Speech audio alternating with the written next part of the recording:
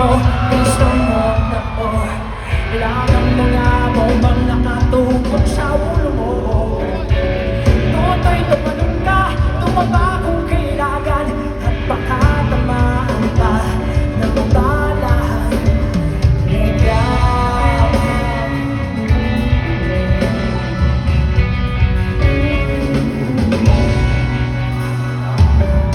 Toto'y makinig na, toto'y magpagabi. Makapag ka walang katumadusay dahil sa labi. Toto'y alam mo ba kung ano ang puno-tulo nang di matapos ng buhay. Dito, hindi mo yan bilang kung ano mang kalaban.